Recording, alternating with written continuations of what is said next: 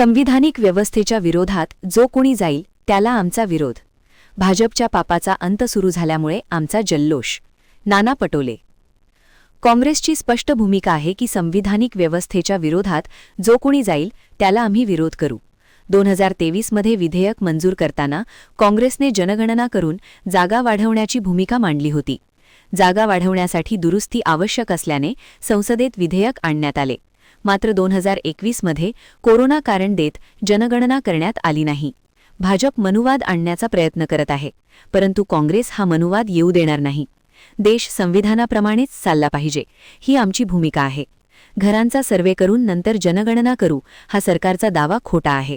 मणिपूर घटनेवर पंतप्रधान बोलत नाहीत, पण महिलांच्या सन्मानाच्या गोष्टी करतात.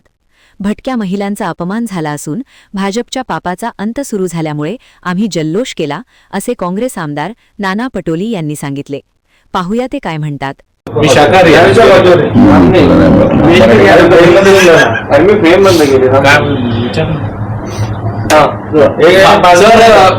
भाऊ, राहुल गांधी हिंदी नागरिकत्वाच्या बाबतीत जे बोलला त्या बाबतीत तुमचं काय मत आहे?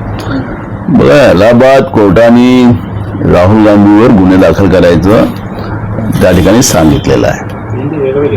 आपण पाहिलं असेल की राहुल गांधीवर अशा पद्धतीचे जवळपास 35-36 गुन्हे दाखल पूर्ण भारतभर झालेले आहेत. आपल्याला माहिती असेल की राहुल गांधी यांचा बाप राहिलेला आहे. राहुल गांधीला नेहमी टार्गेट करण्याचं काम मोदी आणि अमित शहाच्या सरकारने केलेलं आहे.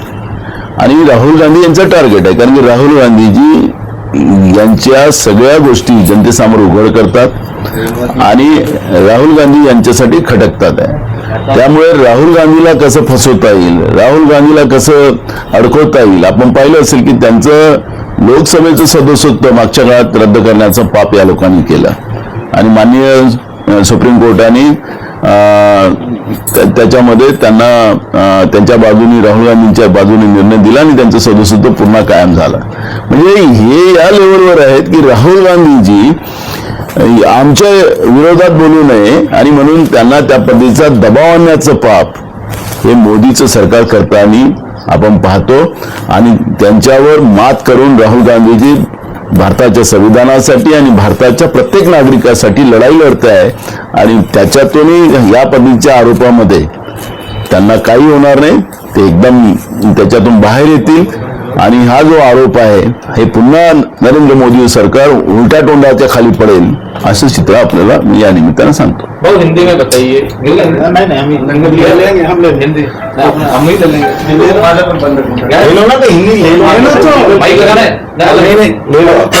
सर, हिंदी में बताइए 131 कॉन्स्टिट्यूशन अमेंडमेंट जो होने वाली 131 कॉन्स्टिट्यूशन अमेंडमेंट जो होने वाली थी वो नहीं हुई. इसके बाद आपने जल्लोष किया.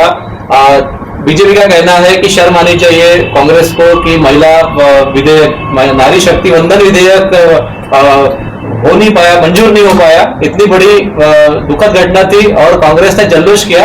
131 जो कॉन्स्टिट्यूशन अमेंडमेंट नहीं हो पाया, कांग्रेस को फायदा होगा, बीजेपी को फायदा होगा आने वाले दिनों में.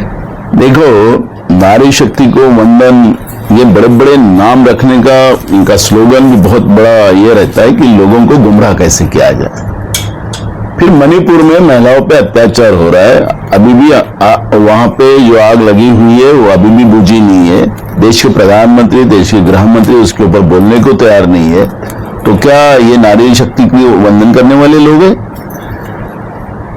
ये जो बिल लाया गया था, एक संविधान संशोधन जो लाया था, ये संविधान संशोधन के पीछे इनका एक जो महत्वाकांक्षा थी कि हमेशा हम सत्ता में बने रहे और देश की संवैधानिक व्यवस्था को तोड़ते रहे और मनोवाद इस देश में खड़ा करें. और उसी का विरोध हमारे नेता राहुल गांधी जी, पूरे कांग्रेस पार्टी ने किया, हमारे अपोजिशन ने किया और इसलिए ये संशोधन वहां पे नहीं हो सका और मनोवाद व्यवस्था को रोकने में हम सफल हुए. उसका जल्लोष हम मना रहे हैं. 2023 में हमने महिला आरक्षण के बारे में जो बिल आया था नरेंद्र मोदी की सरकार के समय, जो हमारा बिल था, राजीव गांधी जी के समय आया था, वो बिल का इन लोगों ने उस समय विरोध किया था. खुद प्रधानमंत्री ने कहा कि उस समय कुछ लोगों ने विरोध किया, तो उनके पार्टी के लोगों ने विरोध किया और उसमें आपने देखा होगा कि 2023 के बिल जब पारित हुआ तो उस समय में अमित शाह ने कहा कि हम जो जनगणना करेंगे जनगणना का भी इसमें इन्वॉल्व किया जाएगा। फिर अब जनगणना नहीं हुई। आप लोग मतदार संघ बढ़ाना चाहते हैं लोगों की, ठीक है, हम उसका विरोध नहीं कर रहे, लेकिन जिस तरह से OBC, schedule caste, schedule tribe, NT VJNT की महिलाओं को आप इस व्यवस्था से बाहर निकालने को देख रहे हैं, संविधान में प्रोविजन करवाइए, वो करवाइए उसमें, और उसके बाद में ये बिल लाइए तो कांग्रेस उसको सपोर्ट करने को तैयार है। हमने तो स्पष्ट मत रखा है, हमने तो ओबीसी आरक्षण का विरोध 2023 में भी नहीं किया, क्योंकि वो हमारी भूमिका थी, कांग्रेस पार्टी की भूमिका थी। महिला की भागीदारी सत्ता में होना चाहिए। आपने देखा होगा कि राजीव जी के समय में 73वीं घटना दुरुस्ती की गई थी, तो आज स्थानिक स्वराज्य संस्था में पुरुषों से ज्यादा महिलाएं होती हैं लोकल बॉडीज में। ये कांग्रेस ने किया है, राजीव गांधी जी ने किया है, और इसलिए कोई इनका नहीं है वो।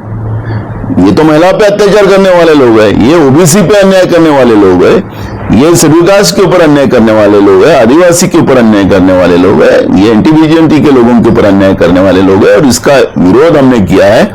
और ये मनोवाद की जो प्रवृत्ति जो लाना चाहते थे उसका हमारी जीत हुई, और इसलिए हमने सेलिब्रेशन किया है। सर ये बताइए, जितेंद्र शेलके जो अशोक खरात जो स्वयं घोषित ज्योतिषाचार्य था, और उसकी और उसकी वाइफ की समृद्धि महामार्ग में मौत हुई एक्सीडेंट में, इस पूरे मामले को आप किस तरह देख रहे हैं? ये घातपात है, सरकार की तरफ से किया गया घातपात है। मैं हमेशा कहा है कि अशोक खरात ये जो है ये सरकार का प्यादा है। जैसे एप्स्टीन को मारा गया था वैसे अशोक खरात को भी मारा जाएगा, ये मैंने विधानसभा में कहा है। एक बार ये सब फाइल तैयार हो जाएगी, पुरावे नष्ट कर दिए जाएंगे, और फिर उसके बाद में ब्लैकमेलिंग करने का काम बीजेपी करेंगी। और इसलिए जो शेलके और उसकी वाइफ दोनों वो ट्रस्टी थे वहां के, और वो ट्रेजरर थे, ट्रस्टी नहीं थे, ट्रेजरर थे, और वो ये सब जो इनके पाप है अशोक खरात के छुपाने के लिए इस तरह का घातपात किया गया है, ये हमारा कहना और ये वास्तविकता है। अच्छा।